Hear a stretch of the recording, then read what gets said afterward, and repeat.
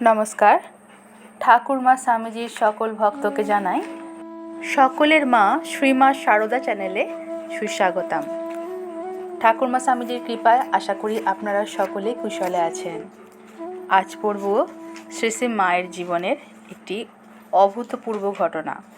বলা ভালো, গিরিশ ঘোষের জীবনেও একটি অভূতপূর্ব ঘটনা। গিরিশ ঘোষের জীবনে শ্রী শ্রী মায়ের আবির্ভাব সম্পর্কে কিছু রোমহর্ষক ঘটনা পড়ব। আসুন শ্রী মায়ের প্রণাম মন্ত্রটি পড়ে নিই।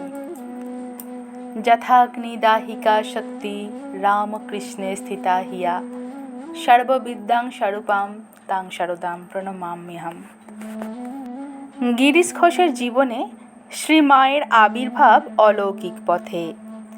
শ্রীরামকৃষ্ণের সঙ্গেও সাক্ষাতের আগে যুবক গিরিশ তখন বিসূচিকা রোগে আক্রান্ত, প্রাণ সংশয়। সেই অবস্থায় একদিন তিনি স্বপ্ন দেখলেন, এক অপরূপ মাতৃমূর্তি মহাপ্রসাদ এনে তার মুখে দিয়ে বলছেন, খাও। তার পরনে লাল কস্তা পেরে শাড়ি, দেহে অপার্থিব জ্যোতি আর মুখে অপূর্ব স্নেহ। প্রসাদ খেতে খেতে তার ঘুম ভেঙে গেল, কিন্তু তখনও মুখে প্রসাদের স্বাদ লেগে আছে। দেবী মূর্তির ছবিও মনে গেঁথে গেছে। এরপর ধীরে ধীরে গিরিশ সুস্থ হয়ে উঠলেন। তার জীবনে নানা পরিবর্তন হলো।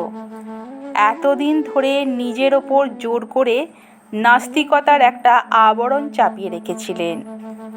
এর আগে দুর্গা মূর্তিকে কুঠারাঘাতে খণ্ড খণ্ড করতে তার বাধেনি। শিবলিঙ্গকে কলুষিত করে পরীক্ষা করেছেন, সত্যি শিব কুপিত হন কিনা।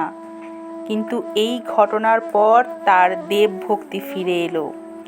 এরপর চৈতন্য লীলা নাটক রচনা ও মঞ্চস্থ করেন তিনি। সারা বাংলা ভক্তিরসে আলোড়িত হয় এবং এই নাটকের সূত্রেই শ্রীরামকৃষ্ণের সঙ্গে পরিচয় হয়ে তার জীবনের ধারা পাল্টে যায়।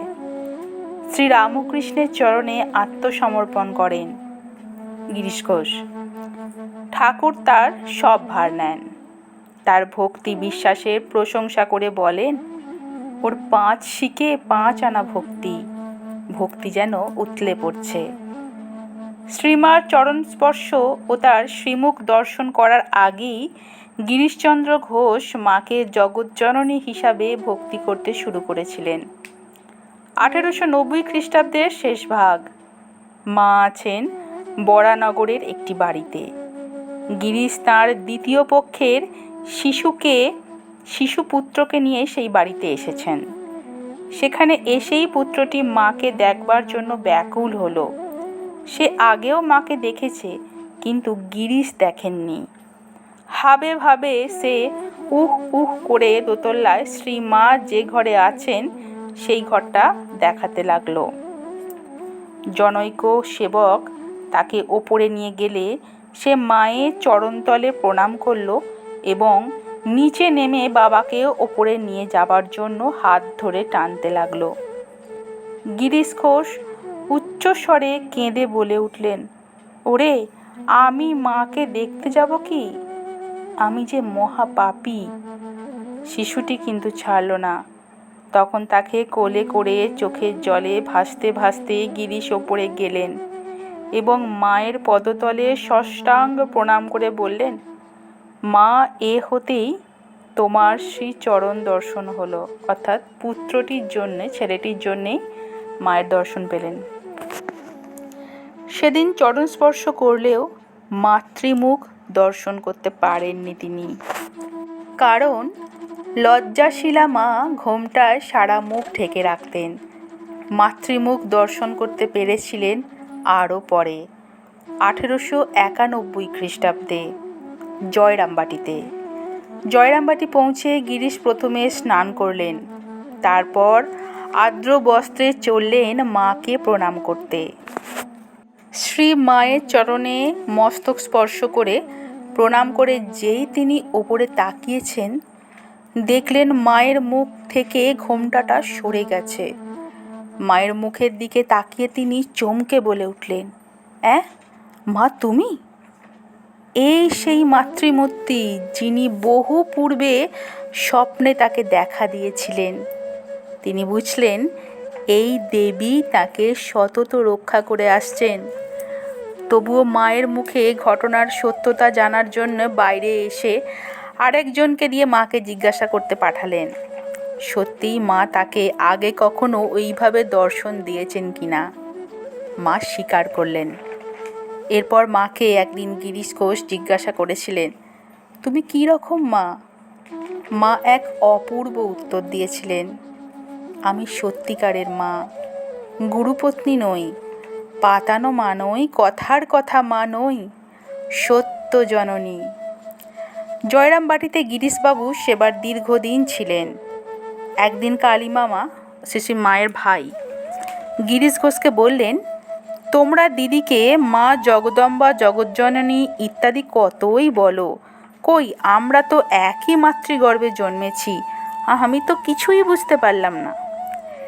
গিরিশ ঘোষ দৃঢ় গম্ভীর কণ্ঠে বললেন, কি বলছো?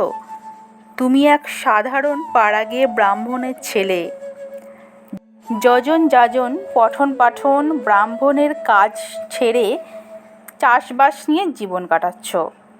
তোমাকে যদি একটা চাষের বলদ দেবে বলে তো তুমি তার পিছনে পিছনে অন্তত 6 মাস ঘুরতে থাকো, আর অঘটন ঘটন পটীয়সী মহামায়া তোমাকে দিদিরূপে সমস্ত জীবন ভুলায় রাখতে পারেন না। যাও, যদি ইহ ও পরলোকে মুক্তি চাও তো এখনই মায়ের পাদপদ্মের শরণ নাও। আমি বলছি যাও। কথাগুলির মধ্যে একটা শক্তি ছিল, তাই কালীমামা সত্যিই দিদির কাছে গিয়ে পা ধরে বসলেন। মা কিন্তু বললেন, ওরে কালী, আমি তোর সেই দিদি রে, আজ তুই এ কী করছিস? কালীমামা যেন নিশ্চিন্ত হলেন। তার ধারণা তাহলে ঠিকই আছে। তিনি ফিরে এলেন। গিরিশবাবু আবার পাঠাতে চাইলেন, কিন্তু মামা আর গেলেন না। গিরিশ লক্ষ্য করতেন তার বিছানার চাদর প্রতিদিনই ধবধবে সাদা। কে রোজ রোজ তার চাদর কেচে দেয়? একদিন নিজের চোখেই দেখলেন শ্রীমা পুকুর ঘাটে সাবান দিয়ে তার চাদর কাচ্ছেন। গিরিশবাবুর সকাল হলেই চা খাওয়ার অভ্যাস, অথচ পল্লীগ্রামে দুধ পাওয়া যায় না। মা বেতো পায়ে সকালবেলা নিজেই তার জন্য দুধের খোঁজে বের হতেন, এদিক ওদিক থেকে দুধ সংগ্রহ করে আনতেন। মায়ের স্নেহ যত্নে গিরিশবাবুর সেবার অভিভূত হয়ে পড়েছিলেন। 1896 খ্রিস্টাব্দে মা যখন কলকাতায় সরকার বাড়ি লেনের গুদাম বাড়িতে ছিলেন, তখনও গিরিশবাবু প্রায় সেখানে গিয়ে মাকে প্রণাম করে আসতেন। মা যেদিন সেই বাড়ি থেকে জয়রামবাটিতে ফিরে যাবেন, গিরিশের মন ভারাক্রান্ত। সেদিনও তিনি এলেন এবং স্বামী যোগানন্দকে নিয়ে ওপরে মায়ের কাছে চলে গেলেন। মাকে ভক্তি ভরে ষষ্ঠাঙ্গে প্রণাম করলেন। তারপর যুক্ত করে বলতে লাগলেন, মা, তোমার কাছে যখন আসি তখন আমার মনে হয় আমি যেন ছোট্ট শিশু নিজের মায়ের কাছে যাচ্ছি। আমি বয়স্ক ছেলে হলেও মায়ের সেবা করতে পারতুম, কিন্তু সবই উল্টো ব্যাপার। তুমি আমাদের সেবা করো, আমরা তোমার করি না। এই তো জয়রামবাটি যাচ্ছ, সেখানে পাড়া গিয়ে উনুনের পাশে বসে দেশের লোকের জন্য রাঁধবে আর তাদের সেবা করবে। আমি কেমন করে তোমার সেবা করব? আর মহামায়ীর সেবা কী বা জানি?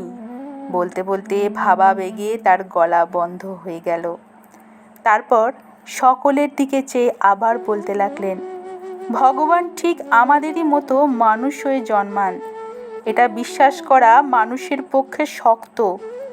তোমরা কি ভাবতে পারো যে তোমাদের সামনে পল্লীবালার বেশে জগদম্বা দাঁড়িয়ে আছেন? তোমরা কি কল্পনা করতে পারো যে মহামায়ী সাধারণ স্ত্রীলোকের মতো ঘরকন্যা ও আর সব রকমের কাজকর্ম করছেন, অথচ তিনি জগৎজননী, মহামায়া, মহাশক্তি। সর্বজীবের মুক্তির জন্য এবং মাতৃত্বের আদর্শ স্থাপনের জন্য আবির্ভূত হয়েছেন। গিরিশের এই কথাগুলি এক ভাবগম্ভীর পরিবেশের সৃষ্টি করল।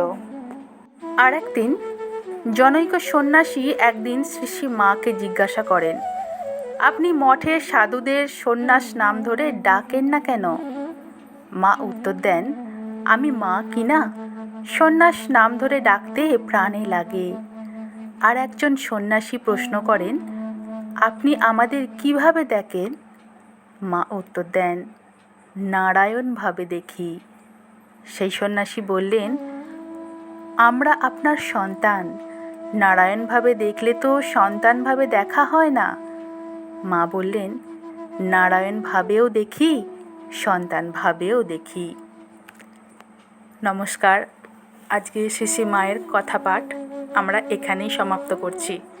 ঠাকুরমা স্বামীজির কৃপায় আপনারা সকলে ভালো থাকুন, সুস্থ থাকুন ও আনন্দে থাকুন। জয় রাম ও কৃষ্ণ, জয় মা, জয় তো স্বামীজি মহারাজ। ধন্যবাদ।